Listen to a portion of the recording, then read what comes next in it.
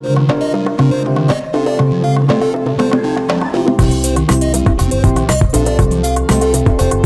this is Dave from the Adobe Character Animator team, and welcome to the July 2018 episode of Tips and Tricks. In this month's Community Spotlight, we'll start things off with a comedian who is animating a lot of the stories that he tells as part of his stand-up act. And I will talk with the Look Studios UK guys and how they put together a 3-person live cartoon Q&A chat.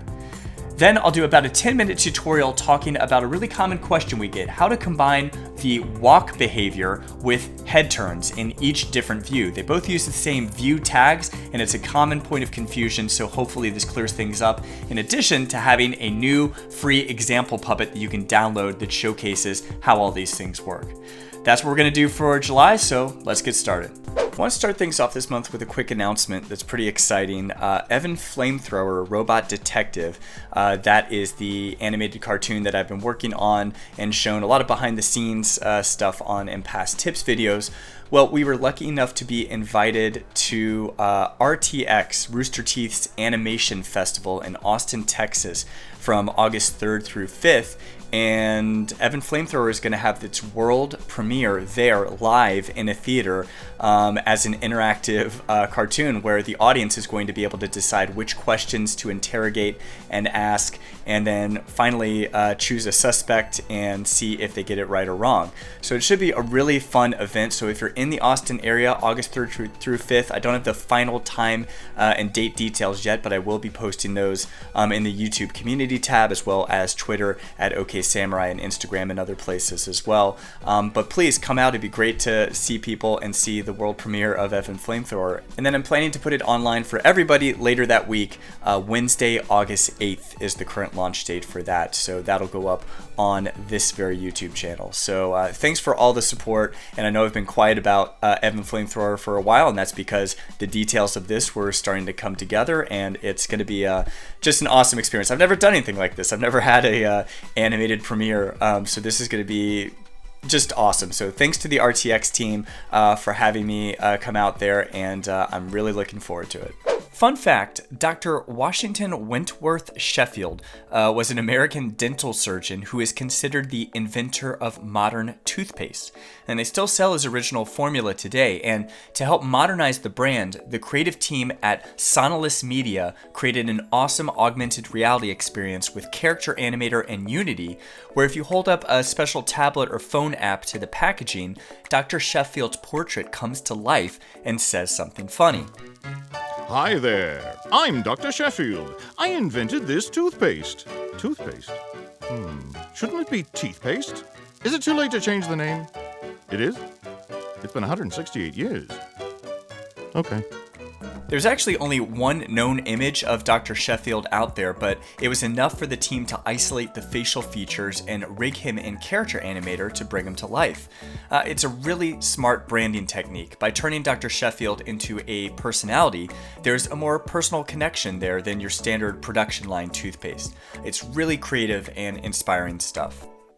Animator and comedian Joshua Kabaza has been using Character Animator quite a lot through his FMCW studios. First, he started off with this episodic show called Blair and the Bear that followed the misadventures of these two characters, and now he is starting to add it into his stand-up comedy routine. He's actually shown a lot of behind-the-scenes footage on his YouTube, Instagram, and Facebook channels of how he created these clay-sculpted characters and put them together, and then integrated them into his online videos of his stand-up comedy act. And this is such a smart idea, because instead of just seeing the comedian with their microphone in front of a stage, you get these little vignettes, these little scenes that start to show up, or these little characters that pop up and down during part of the routine. And in the world of online video with very short attention spans, this immediately catches your attention and makes things interesting. So it's a great way to supplement existing video footage that was already there that he already had and make it more visually interesting by using Character Animator to animate a lot of those components and characters and scenes. So this is a really smart idea, and Joshua has said that by putting this stuff out there into the world, it's given him some additional work from other comedians wanting to do similar visual things for their comedy acts. So congratulations, Joshua, and can't wait to see what other things you're creating for the future. This character, Gene, has been animated in Maya, the 3D program, but all the lip sync mouth shapes are done through Character Animator, and there are actually several scenes where a Character Animator rigged version of him shows up instead of the fully 3D character to help supplement a few narrative scenes. And this is the work of a company called Worker Studio and a piece that was produced for the University of Colorado of this character, Gene, explaining the genetics of cancer and testing and counseling. And I think it's a great example of Character Animator being used to be integrated into existing workflows and pipelines to help just make things a lot faster, to help the lip sync go a lot quicker, and to help not have to render every single scene out in full 3D, but be able to make that a little bit quicker by having a Character Animator rigged version of Gene as well. And Worker Studio was writing me about how much they've enjoyed using the program and how they're integrating into a lot of their existing projects to help save time but still maintain that high level of quality and that 3D look that they're going for. So great work, and I'm looking forward to the future projects you all are working on. Adding a cartoon narrator can add a lot of personality to videos, as we see in these 3 kid-focused educational channels on YouTube. Zoomopedia teaches kids about animals by compositing Character Animator puppets over top of real-world footage. It has a lot of nice little details like shadows to help these characters feel like they're integrated into part of the scenes. Same thing with Tiddlybit. This is doing the same idea but with science, teaching kids about science experiments like how to make slime with the help of a Character Animator rigged scientist who's narrating through the whole thing. And finally, Beach Park Studios teaches kids how to draw simple characters, and they use their own cartoon characters anchored in the corner to help teach the different steps of the illustration process. So instead of a disembodied voice narrating off screen like I'm doing right now, these characters serve as familiar hosts that help as a consistent tour guide. So once you have this rigged narrator character, it's easy to keep reusing them over and over again for multiple videos, and that's what all of these channels have been doing pretty successfully. Last month, I joined the brothers at Look Studios for their live YouTube Q&A show as a cartoon character. And so all 3 of us were cartoon characters and had a nice discussion about Character Animator, past, present, and future. And it was a lot of fun. But I think the cool thing is, the setup of something like this. So we all had our computers and Character Animator, and those 2 were connecting. They were both, next to each other across the hall and had their computers connected. They're using vMix to do all their compositing and live streaming. And then I sent them an image from Character Animator. So I had my cartoon character with a green screen background. I just had a bright green background, and I used Wirecast to create a virtual camera, which basically meant I could send my Character Animator scene as a webcam source. So when I joined their vMix session, they sent me a web link. I was able to use my webcam and choose this virtual camera as my source. And then they were able to key out the green and in vMix and integrate me into their composition that they live streamed out. So it's using several different technologies, but it makes for a pretty interesting and novel approach to a live Q&A when all 3 of your people are cartoon characters. One of the most common questions I get asked about is how to combine head turning and the walk behavior. So right now I've got this character rigged up. This is a simple sample character I made called Walker. He's a free downloadable file. He'll be in the video description below so anyone can try him out and use him. But you'll notice he's got the automatic head turning here. So he's got quarter and profile views and a front view. But then when I press the left button, he starts walking towards the left. And notice he still has a head turn. And then I can go back to his neutral position and then press right. And again, still has the head turn. Now the problem with this is the head turner behavior and the walk behavior, they both use the same tags. So they both use particularly the profile tags, left and right profile. And the problem is you need a little extra setup if you want these to both work together, just like you're seeing right here. And so you have to add a few extra behaviors to make everything work. So let's dig into rig mode and see how this character was put together. So the first thing you'll notice is this character looks a lot flatter and duller than we just saw, and that's because I added a blending mode to him. So I did the top group here, and I changed the blending mode to linear light. And what that's going to do is blend into any background elements you have. So I found this watercolor texture online. I added a little floor here at the bottom, and then I have my character blending into that background. And for a simple character like this, with just flat colors, it works really well, and it adds a little bit of extra texture to it. It's just a nice little thing you can do. All right, so let's dig into the walk behavior first. The way you set up a character to walk is you know, in this main group here, walker, I've added the walk behavior to it. So normally this doesn't have anything, but I went down here to behaviors and added walk, and I've got it down here. Now the only thing I changed so far is just change start to left and right arrow keys instead of immediately, so he doesn't just start immediately walking. I have to press left or right arrows for him to begin. So inside this main group, instead of normally inside your character you would put your head and your body here, instead I'm further dividing it into 3 different views. So I've called mine stand, right profile, and left profile. All of these are independent. They all have the crown, meaning they will all kind of act on their own without being influenced by anything else. And stand is the first one. So this is the stationary view. And basically I'm just treating this as when a left or right arrow key is not pressed, this is the view that's going to show up. Now the walk behavior doesn't care what this is called. This could be called stand or default or front or whatever you want to call it. It just knows that it's not called right or left profile, so it's going to show whatever else is there instead of these other two. Now the reason it's looking for right and left profile as well is because they have been tagged over here. Now if you name these in your Photoshop or Illustrator file as right profile and left profile exactly like this, they will automatically get tagged when you bring them in, but otherwise you can just tag them here. So left profile, and that one looks like this with the character going towards the left, and right profile looks like this. Let me select it so we can see the tag here and the character going towards the right. So that's the basic structure, and that's all walk cares about is these 3 things that you have to set up. Okay, so when you start digging into these individual parts, so let's dig into the stand group here. Basically, I'm treating this as just a normal everyday character. So he's got his head and body here. In the body, I've added a stick that has been tagged as fixed to keep his feet stuck on the ground. He's got his arms with sticks and draggables here. I haven't added any independence or any sticks or anything to the legs because I don't want them to move in this case. He's just standing still. I don't need them to be, tagged with knees or ankles or anything like that for walking.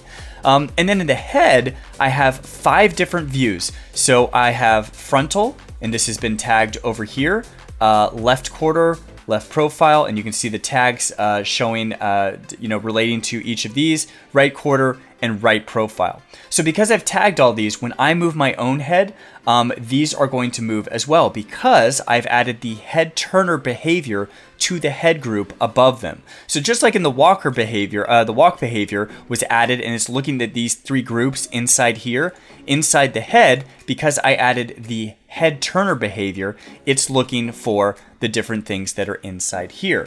And so it knows when I'm in this view, when I turn my head left and right, it's going to try to pick one of these 5 different views.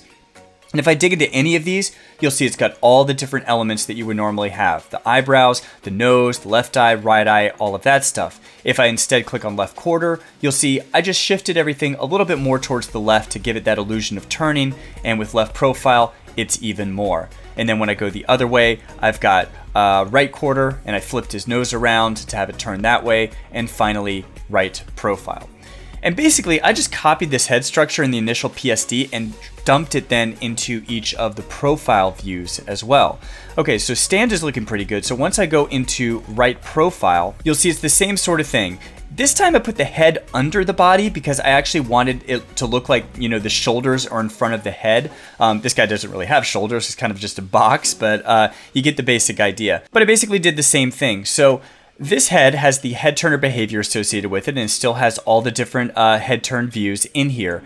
But one thing I did that was extra is instead of just adding head turner to this head, I also added eye gaze and face. So this actually has 3 different behaviors. So why do you do this? Well, you kind of have to brute force the eyes and the face to work in this second head. Normally, Character Animator thinks, okay, I'm just looking for one head. And in this case, this very first one that's in the stand view, that's the one that's going to look for. But when you start to dig into having multiple heads, you run into problems of things not working, like the eyebrows not happening, or the eye pupils not moving, or blinks not working, because it's trying to consolidate all these different heads, or you think it's going to work with all these different heads when in fact it's only looking for one, or it's getting confused about the different views. So the most tried and true way to do this currently, and hopefully this will be fixed and easier in the future, is to just add these additional behaviors to force the face to do all its normal stuff, and to force the eye gaze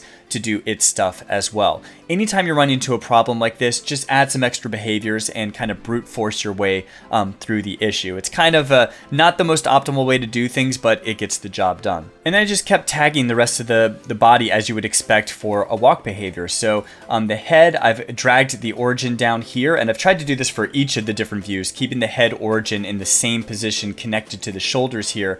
And then I tag that as neck. So this is a really common thing. You want to, instead of tagging the neck as part of the body, tag the head origin handle as the neck, and you'll get a nice bobbing up and down treatment.